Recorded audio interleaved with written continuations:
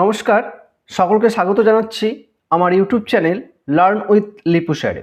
Microsoft এক্সেলের আরেকটি গুরুত্বপূর্ণ video নিয়ে আমি তোমাদের সামনে হাজির হয়েছি। আজকের ভিডিওতে আমি দেখাবো কিভাবে কোনো একটি পার্টিকুলার ডেট থেকে ডে, মান্থ এবং ইয়ার এই তিনটাকে আলাদা আলাদা করবে।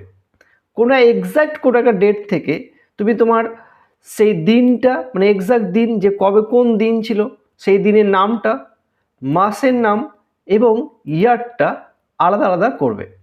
তো চলো কথা না বাড়িয়ে শুরু করি আজকের ভিডিওটি শুরু করার আগে ছোট্ট একটা রিকোয়েস্ট, যদি তোমার চ্যানেলে নতুন হয়ে থাকো তাহলে অবশ্যই চ্যানেলটিকে সাবস্ক্রাইব করে পাশে থাকা বেল আইকনটি প্রেস করে দিও, তাহলে এই ধরনের ইনফরমেটিভ এবং হেল্পফুল ভিডিও নোটিফিকেশনগুলি খুব সহজেই পেয়ে যাবে।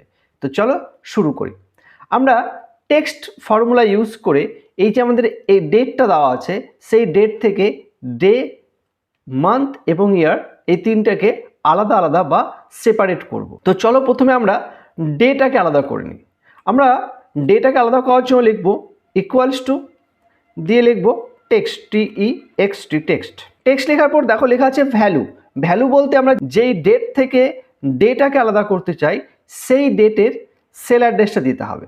তো এই যে ডেটটা এর সেল অ্যাড্রেসটা আমরা বসিয়ে দিলাম, কমা দিব, কমা দিয়ে ডবল কোটেশন এবং ডবল কোটেশনের মধ্যে 1 2 3 4 চারটে ডি লিখে দেবো। কোটেশন ক্লোজ করে ব্র্যাকেট ক্লোজ করে দেবো।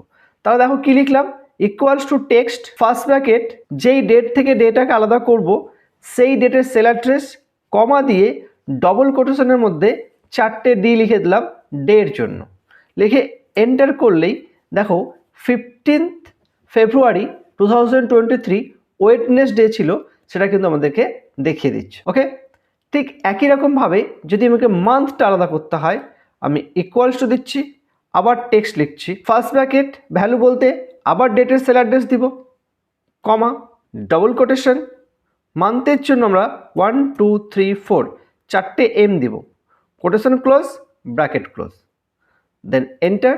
তাহলে আমাকে মান্থ দেখিয়ে দিচ্ছে সেকেন্ড মান্থ মানে ফেব্রুয়ারি। এবং ইয়ারটাকে আলাদা করার জন্যে ইকুয়ালস টু টেক্সট লেখার পর ফার্স্ট ব্র্যাকেট একই রকমভাবে ডেটের sell address, comma double quotation 1 2 3 4 চারটে ওয়াই দিলাম, কোটেশন ক্লোজ ব্র্যাকেট ক্লোজ দিয়ে এন্টার করে দিলাম।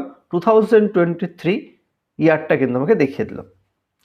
ব্যাস একটা বেরিয়ে গেলে তারপরে আমরা সিলেক্ট করে পরেরটাকে সিরিজ করে দিলে বাকি সবগুলো আলাদা করে নিতে পারবো। ওকে, তো এইভাবে খুব সহজেই আমরা কোনো একটি এক্সাক্ট ডেট থেকে টেক্সট ফাংশন বা টেক্সট ফর্মুলা ইউজ করে ডে, মান্থ এবং ইয়ার এই তিনটাকে আলাদা আলাদা করতে পারবো বা সেপারেট করতে পারবো। ওকে, তো এই ছিল আজকের ছোট্ট একটি ভিডিও। যদি ভিডিওটি ভালো লাগে তাহলে অবশ্যই একটি লাইক করো এবং বন্ধুদের মধ্যে শেয়ার করো। আর চ্যানেলে নতুন হয়ে থাকলে অবশ্যই চ্যানেলটিকে সাবস্ক্রাইব করে পাশে থাকা বেল আইকনটি প্রেস করে দিও। ভিডিওটিকে শেষ পর্যন্ত দেখার জন্য অনেক ধন্যবাদ।